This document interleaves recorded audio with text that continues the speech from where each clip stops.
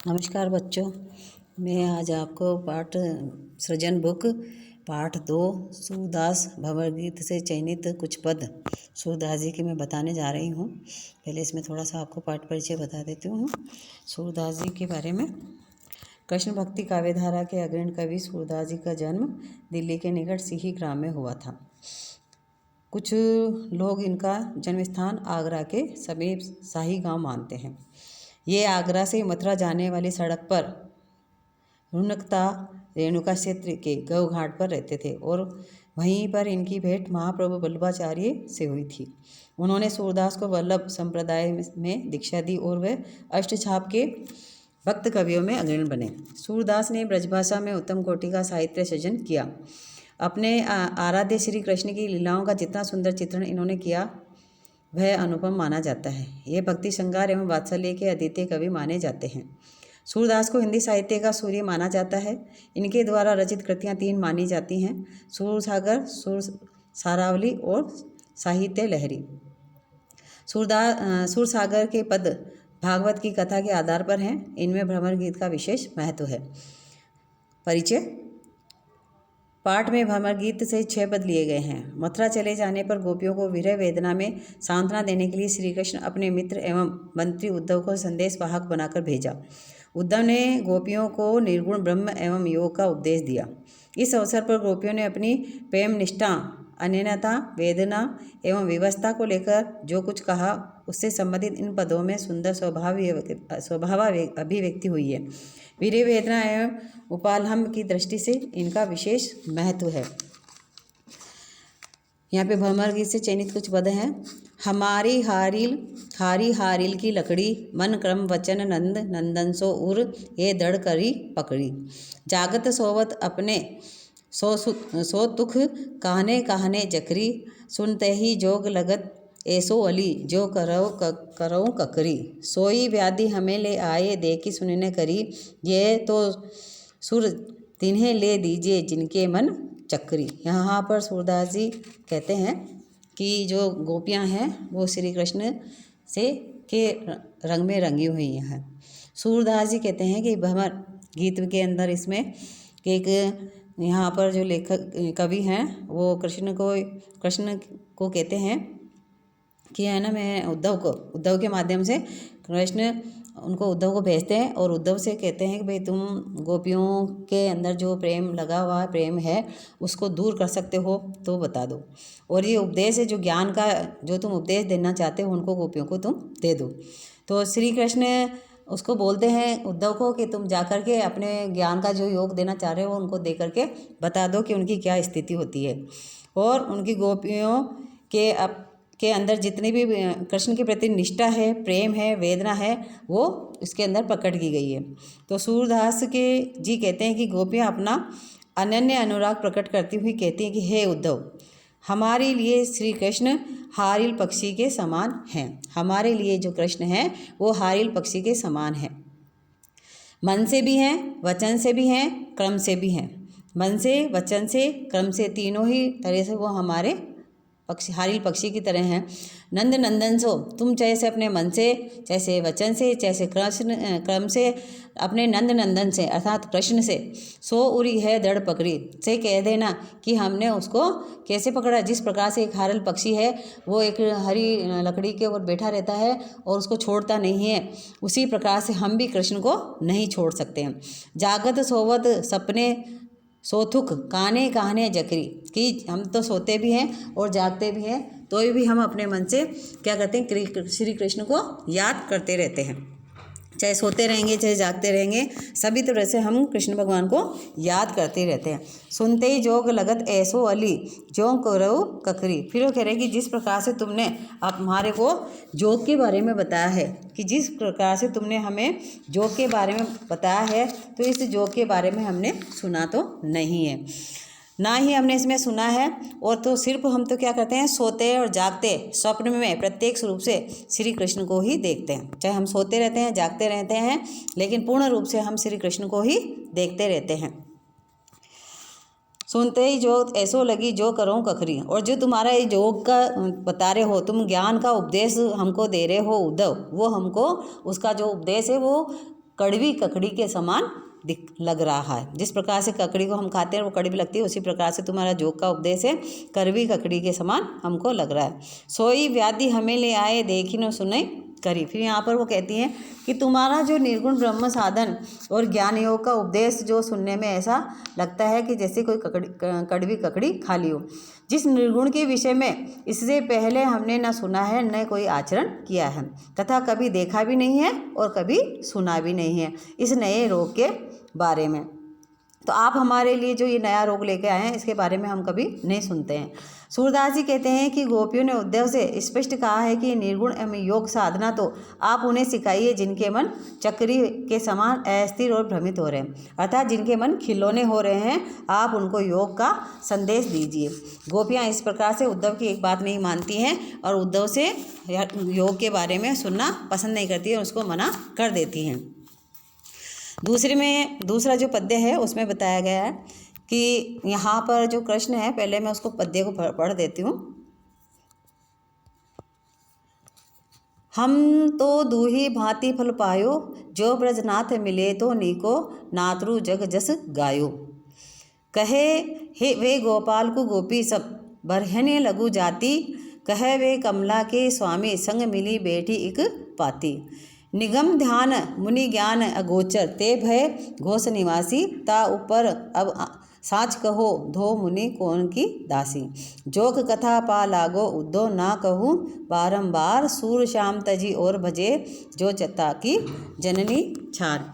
यहाँ पर सूरदास जी कहते हैं कि गोपियाँ उद्धव से कहती हैं कि हे उद्धव, जो तुमने हमको योग का संदेश दिया था उसी प्रकार से तुम हमको वापस योग का संदेश दे रहे हो। तो इस योग के संदेश में वो बोल रही हैं कि हमको दोनों दशाओं में लाभ ही लाभ है, कि जो तुम योग का संदेश दे रहे हो इसमें हमारे हाथ में दो ही तरह के फल प्राप्त हैं, कि दोनों तरह हाथ में हमारे लड्डू हैं। हम तो दुई भांति फल गए, हमने दोनों प्रकार के फल प्राप्त कर लिए, अर्थात दोनों ही हाथों में हमारे लड्डू हैं। किस प्रकार से, जो ब्रजनाथ मिले नीको, यदि हमको कृष्ण मिल जाते हैं तो भी नातरु जस जग जस गायो, और अगर हमको कृष्ण मिल जाते हैं, मिलेंगे तो भी हमारा जीवन सफल हो जाएगा और हमको मोक्ष मिल जाएगा, और जन्म मरण के चक्र से भी हम क्या हो जाएंगे, छुटकारा मिल जाएगा। अर्थात हमको जन्म मरण से भी छुटकारा मिल जाता है यदि हमको कृष्ण मिल जाते हैं। परंतु यदि कृष्ण न मिले तो उनके प्रति जो हमारी प्रेम भक्ति है वो हमें संसार में अपार यश प्राप्त करवाएगी, अर्थात उनकी गुण, जो कृष्ण की गुणगान है, जो कीर्ति है, वो हमको इस संसार में क्या करवाएगी, यश प्राप्त करवाएगी। इस गोकुल की जो गोपियों की क्या हैसियत है, इस गोकुल के अंदर हमारी कोई हैसियत नहीं है, क्योंकि गोपी सब बरहन रघु जाति, कहे वे गोकुल की गोपी सब बरहन जाति। तो हम तो यहाँ पर जो गोकुल की गोपियाँ हैं, हम तो बहुत छोटी जाति की हैं, जैसे हम उनके रंग में और रूप में दोनों में हम उनकी बराबरी नहीं कर सकते। क्योंकि कृष्ण की तो हम रूप में भी और रंग में भी उनकी हम बराबरी नहीं कर सकते, हम तो सिर्फ उनसे प्रेम कर सकते हैं, इसीलिए हम उनसे उच्च वर्ण भी नहीं है, फिर भी हमें श्री कृष्ण का प्रेम मिला हुआ है, यही हमारे लिए सौभाग्य की बात है।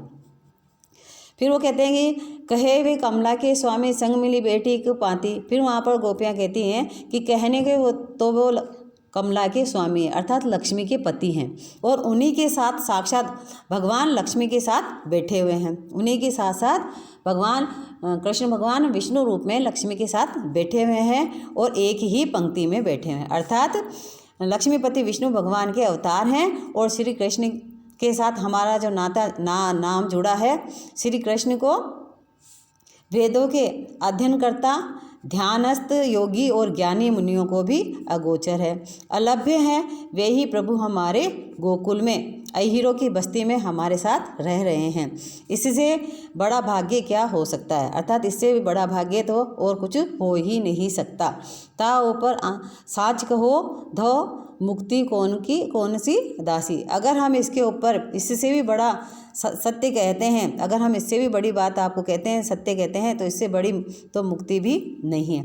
जिस मुक्ति की आप बात कर रहे हैं वह किसकी दासी। अब हम तो जानते नहीं कि जिसके बारे में तुम कह रहे हो, जिस मुक्ति के बारे में कह रहे हो, तो हम तो जानते नहीं वो कौन सी दासी है, अर्थात वह भक्ति ही की ही दासी है। हमारा यह मुक्तो साक्षात मोक्षावस्था में ही पड़ा हुआ है। हमारा जो मोह है कृष्ण के प्रति, वो तो हमारे कृष्ण के प्रति ही है। जो कथा पा लागो उद्धव ना कहो बारंबार। फिर वो कह रहे हैं कि मैं हे उद्धव, हम कहते हैं आपसे कि हम तुम्हारे प्रेयर पढ़ते हैं, हम तुम्हारे पाँव पढ़ते हैं, आप बार बार मोक्ष देने वाले निर्गुण साधना की बात मत करो, कि बार बार तुम हमको योग का ज्ञान मत बताओ, हमारे को ये सुनने में अच्छा नहीं लगता है, क्योंकि अब हमें मोक्ष की कोई कामना नहीं है, क्योंकि हम तो कृष्ण के साथ हैं, और जहाँ कृष्ण के साथ हमें, तो हमें मोक्ष की कोई इच्छा नहीं है। हमारा तो यही मानना है कि श्री कृष्ण की भक्ति को छोड़कर जो कोई किसी अन्य की भक्ति करता है उसका जन्म लेना व्यर्थ है। हम तो यही जानते हैं कि हम कृष्ण को छोड़कर नहीं जा सकती हैं और ना ही हम जाएंगी, क्योंकि जो श्री कृष्ण की भक्ति को छोड़ करके चला जाता है उसका जीवन व्यर्थ हो जाता है, बेकार हो जाता है। तो हे उद्धव, इसलिए तुम अपने ये जो योग की बात है वो किसी और को सुनाना, हम इस योग की बात को सुनना नहीं चाहते हैं। इस प्रकार से गोपियों ने उद्धव को मना कर दिया योग साधना के लिए, और वो हमेशा उसको ताना देने लगी, और वो उन्होंने यही कहा कि जिस प्रकार से तुम हमको कहते हो कि हम कृष्ण को छोड़ करके चले जाएं, तो हम कृष्ण को छोड़ करके नहीं जाएंगे। तीसरे पद्य में यहाँ बताया गया है, तीसरा पद्य में बता देती हूँ आपको। विलग जनी मानहो उद्धव प्यारे, ये मथुरा काजल की कोठरी, जे आवे ते कारे, तुम करो कारे सुफल सुतु कारे, कारे मधुप भवारे, तिनके संग अधिक छवि उपजत, कमल नैन मनियारे, मानव नील माटते काढ़े, ले यमुना जाए पखारे, तागुण श्याम भई कालिंदी, सुर श्याम गुण न्यारे। यहाँ पर गोपियाँ उद्धव से कहती हैं कि हे उद्धव, जिस प्रकार से तुम हमको ज्ञान की बात दे रहे हो, यहाँ हमको उपदेश दे रहे हो, कृष्ण से दूर जाने के लिए कह रहे हो, तो हम तुमसे एक बात पूछना चाहते हैं, कि हम तुमसे एक बार पूछना चाहते हैं और तुम हमको बता दो कि हाँ, यहाँ से जाने वाले जितने भी लोग होते हैं वो क्या काले होते हैं? यहाँ पर अक्रूर जी आए थे, यहाँ पर जो भी आता है भंवरे होते हैं, चाहे से कृष्ण को ले जाने वाले लोग होते हैं, चाहे से यहाँ की यमुना नदी होती है, चाहे से यहाँ की मिट्टी होती है, वो सब काले ही हैं। तो इसलिए है उद्धव, तुम हमारी बात को सुनो। गोपियाँ श्री कृष्ण उद्धव और अक्रूर के काले रंग को लेकर व्यंग करती हुई कहती हैं कि हे उद्धव, हमारी बात को तुम बुरा मत मानो, हमारी बात का तुम बुरा मत मानना, क्योंकि हम एक तथ्य का उद्घाटन कर रही हैं, कि हम एक तथ्य को बता रही हैं। वस्तुतः तुम्हारे मन क्या है? सांवले हैं, कि तुम्हारे मन कैसे हैं? काले हैं। काले किसे हैं? कि तुम्हारा दोष नहीं है, क्योंकि ये दोष तो मथुरा का है। क्योंकि ये दोष किसका है? उद्धव प्यारे, ये दोष मथुरा का है। ये मथुरा काजल की कोठरी, क्योंकि ये जो मथुरा है वो काजल की कोठरी के समान है। कोठरी आवे ते कारे, और जो भी उस मथुरा से आते हैं उनके सबके मन काले हैं, अर्थात वो सभी काले हैं।